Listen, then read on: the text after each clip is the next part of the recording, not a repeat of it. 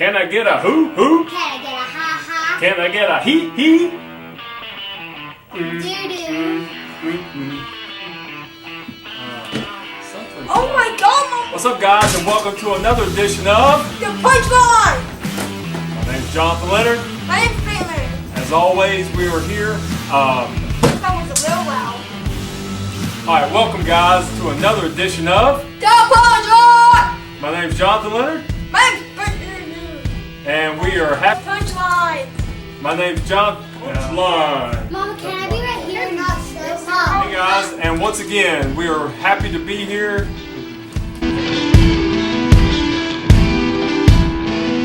What's up, guys, and welcome to another edition of The Punchline! Jonathan Leonard, Baylor. and we're happy to be here once again. And today we are going over SummerSlam.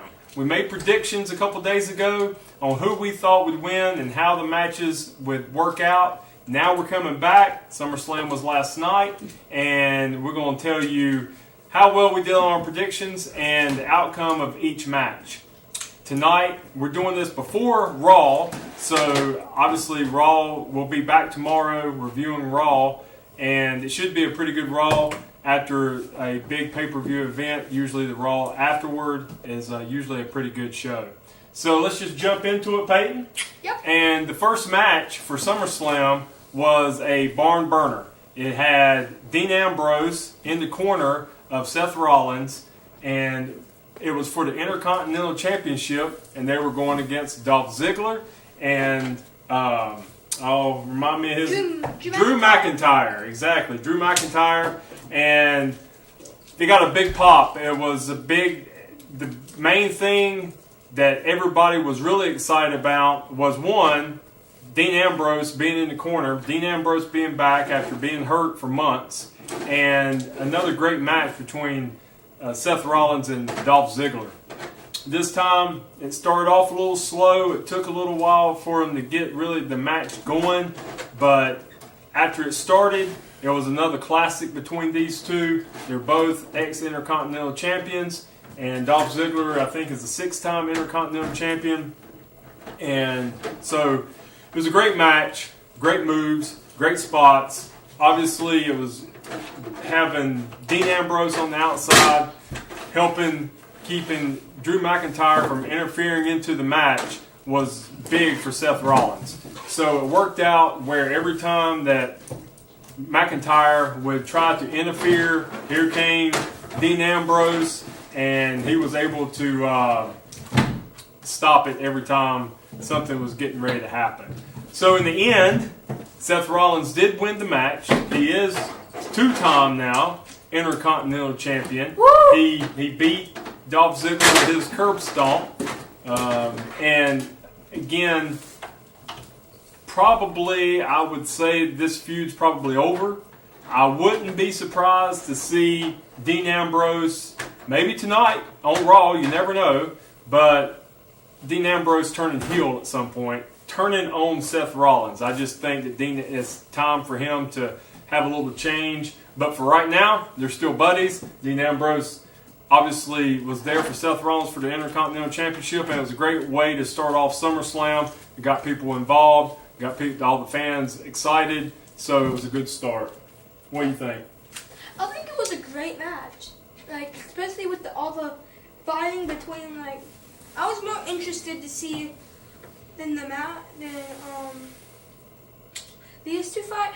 I was more entertained by seeing Drew McIntyre and Dean Ambrose fight. Yeah. The I agree with that. The match was great, but Dean Ambrose coming back and him having to fight Drew McIntyre a little bit, I think that was cool. So I give the match a 10 out of 10. And prediction-wise, Peyton did pick Seth Rollins to win. I actually picked Dolph Ziggler to win this match, so Peyton got me on that one. Yep. So good pick there, Peyton. Second match of the night, we have the SmackDown Tag Team Championship, and we had the Bludgeon Brothers versus the New Day. The New Day obviously have been tag team champions 4 times over. The Bludgeon Brothers have been tag team champions now for a while, and we had Xavier Woods and Big E, while Kofi was outside the ring tonight against the Bludgeon Brothers. I could have done that. Go ahead. I mean, no, I mean like with my wrestlers. Oh. Because I have all of them. Oh. So the New Day actually won by disqualification. The Bludgeon Brothers, they bring these big old wooden mallets down to the ring, and Got from Dollar Tree. yeah, and anyway, it was they had a lot of big spots in the match. The New Day, they got in all their moves. The Bludgeon Brothers are kind of just that ground and pound kind of tag team. A lot of power moves, clotheslines. a lot of clotheslines, a lot of power slams, Boots. a lot of boots.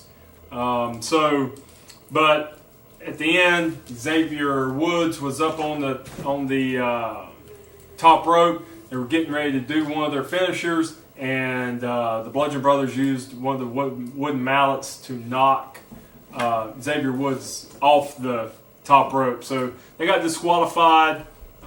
So we'll see if that feud continues or if they go into a different direction. Bludgeon Brothers wrestling with someone else against another team. They have the bar that they can go against. They have the Revival. the Revivals on Raw. The Uso Brothers. The Uso Brothers, they can go against those guys. Oh. So they have other tag teams that they can go against. So we'll see. But we both picked the Bludgeon Brothers to win this match, and they didn't win it. They lost it by DQ, but they're still champions because you can't lose your belts on disqualification. So next match we're going to talk about is the Money in the Bank briefcase match. Braun Strowman versus Kevin Owens. And this has been an ongoing feud for a couple weeks now. And if Braun Strowman lost in any fashion, whether it's DQ, count out, pin, submission, whatever, he would lose the Money in the Bank contract to Kevin Owens. Well, it was never a match. As soon as Braun Strowman walked down to the ring, he totally dominated Kevin Owens the whole match. Didn't last but maybe a minute and a half, 2 minutes, and totally destroyed him. And Kevin Owens is an ex-Universal Heavyweight Champion. I don't know how that's going to fare for him after this because it made him look really weak last night. Even though Braun Strowman is a monster among men, he looked... monster among everything. He's a monster among monsters. He is. Bring these hands, and he brought them, and he Get these. get these. Oh, yeah, get these hands. But it wasn't even a match. He told, and which he should have destroyed Kevin Owens, and he did. So I think this little feud's over. Our And predictions were wrong. obviously, yes, we both predicted Kevin Owens. To win, Because- and we were way off on that one. Yeah, but I thought he would win just because it was worth such a big thing. Like that's what always happens. Like for like with James Ellsworth and AJ Styles that one match. I was just predicting that because I don't know, because anything can happen, anything goes. Yeah. So, not much of a match. Braun Strowman totally destroyed it. Next match, we are going to the SmackDown Women's Championship. And it was a triple threat match with Carmella as champion versus Becky Lynch and Charlotte. I knew Carmella wouldn't keep it up. Well, between those three, she is definitely not... The best. No. She does have the title, but Charlotte, multi-time world champion. Becky Lynch has been the SmackDown champion before as well. And then you have this little friendship, best friend thing going between Becky Lynch and Charlotte. You kind of just figured something would happen during the match to test that friendship. And it was a good match, not awful. Again, Carmella is not that good of a wrestler. But she Becky is Lynch, funny. Becky Lynch and Charlotte, she's funny, yeah. But Ellsworth is my ex-squad. Yeah. Yeah, even though Ellsworth is not around anymore. Was he ever? He came and go every time. That's true. I like The Rock. He'll come for like 30 seconds and beat up some people. Well, I don't know if Ellsworth ever beat up anybody, but.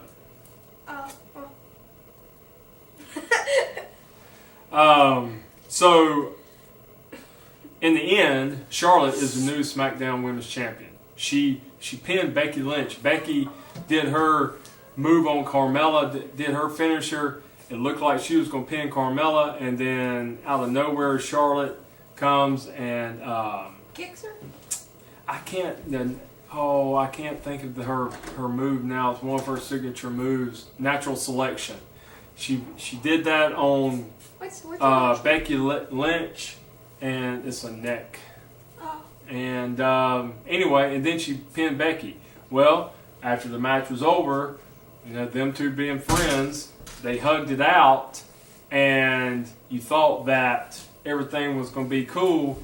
And then after they stopped hugging, then Becky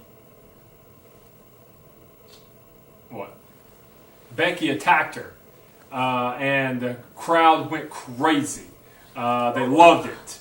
Now, I don't think that I don't know if they think that Becky has turned heel, or if they just wanted to see her, I think most people think that it was Becky's turn to be champion.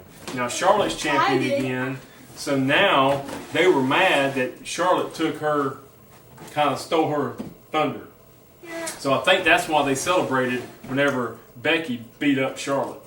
Yeah, I agree with that because Charlotte, she's just like, I like Charlotte because I like how she does like a lot of the same things as Ric Flair. That's the thing I only like that how she likes doing the same as her dad. She's a good wrestler, but I don't really like her. Yeah. She I don't know what I mean. She does the strut, the Ric Flair strut, the chops, and the figure 8 instead of the figure 4 leg lock. But Charlotte wins. Peyton picked Becky Lynch to win. I picked Charlotte to win. So I got that one correct. So we'll see. Obviously, it's going to be a big feud between those two now, Becky Lynch and Charlotte. See how the fans react, whose side the fans will take. Next match, we have the U.S. Championship with Jeff Hardy going against Shinsuke Nakamura. I speak no And English.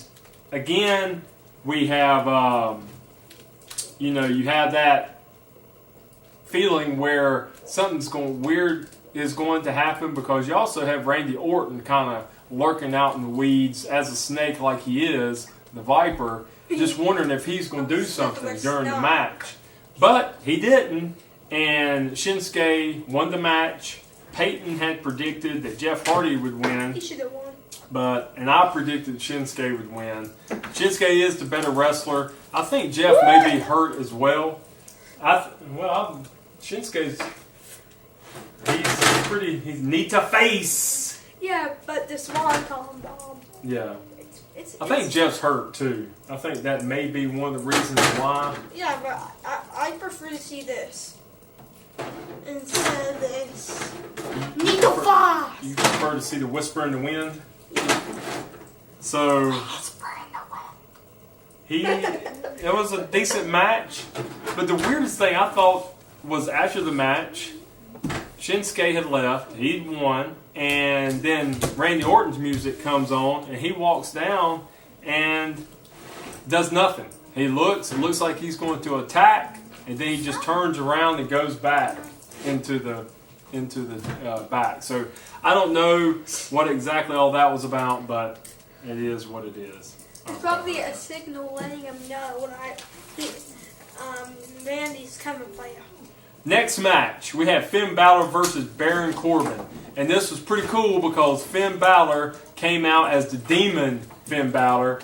Just like this right here, had the face paint. It was cool. It looked awesome.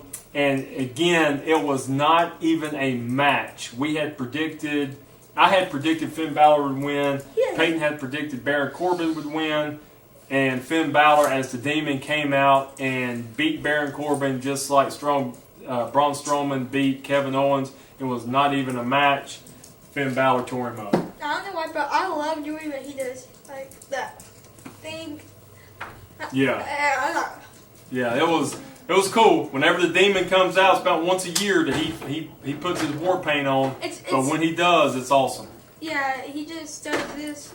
I mean, it's cool, but he does some simple stuff. Boom, boom, boom, boom, boom, boom, boom, boom, boom. But it's awesome. It is awesome. Next match, we had the WWE Championship, Samoa Joe versus AJ Styles. And I believe that this will continue. AJ Styles was disqualified by using the chair, so Samoa Joe wins, but it's gotten to that personal level now. Samoa Joe's talking about his family, talking to his wife, talking to his kids, and I think this was just a build-up. This match at SummerSlam was a build-up for, I believe, for the next pay-per-view, which is Hell in a Cell, where I think those two will be in a cage match against each other, fighting for the title again. And maybe that time Samoa Joe will be, end up winning. But I think it's going to escalate to something like that, to a cage match. What about you, Peyton? I agree with you. Like, I like to see the Hell in a Cell match just because I know, like, it'd be so awesome if, like, AJ would just come, like, he'll climb onto the top of the cage, and then he'll just come down with a phenomenal form, like, he's on the very top, and he'll just come down and destroy Samoa Joe. That'd be sick. Yeah, and I thought it was pretty cool that AJ Styles was able to do the Styles Clash on Samoa Joe, and Samoa Joe's about 300 pounds, and for him to be able to do it, I didn't really see him flying forearms last night, but it was a good match, as always. It was a good match, and so we'll see what happens in the future. Next match, Daniel Bryan versus The Miz. And Peyton had predicted Daniel Bryan would win. I predicted The Miz would win. And The Miz did win. Now, we knew, he could always be up to something. Maurice was along ringside, whenever they saw her, with the baby. I thought that something could happen. To make a long story short, she had brass knuckles. It looked like what it was brass knuckles. The Miz had went outside the ring after Daniel had pummeled him some out there, and The Miz goes to Maurice without the referee seeing it, gives him the foreign object, and Daniel puts his head through the ropes. The Miz hits him right in the head with the brass knuckles or whatever foreign object it was, knocks him out, and wins the match. So let's see how this is. Is this going to go to Hell in a Cell as well? Is this going to stop the feud? You don't know, but it's not surprising. That's how he won. Imagine if, like, you know how the wrestler never listen to the crowd? Like, it always happens this way. There's somebody behind him. Someone will yell with all that, I'm behind you. And they're at the front and say, what? Yeah. And then he'll just get busted in the back of his head. Like, if they actually did listen, they'd probably be a more good wins. Like, a reverse super ultra match. Yeah, it's funny how that works out that way. Next match, we had the Raw's Women's Championship, Alexa Bliss versus Ronda Rousey. And Ronda Rousey, it was again, this was one of those matches where Ronda Rousey totally dominated the match. Alexa Bliss won, and it wasn't even close. And we both had Ronda Rousey winning. And let's finish up with the Universal Championship, the main event, Brock Lesnar versus Roman Reigns. And Reigns finally beat Brock Lesnar. Now, the main thing about this was Braun Strowman came down at the beginning of the match. He told everybody that he was going to cash in his Money in the Bank contract. He said he wasn't going to do it like all these other people did. He was going to do it face to face. He was going to tell them from the very get-go that whoever won this match he was going to be face to face and he was going to beat him for the title.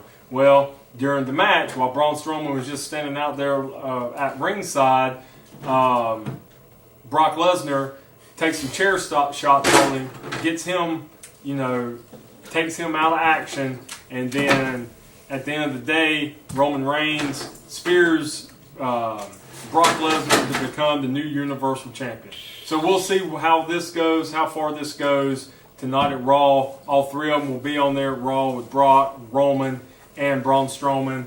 It should be interesting to see where this takes us. Yeah.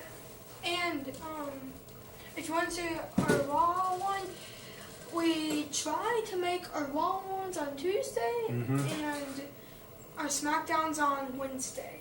All right, give us that.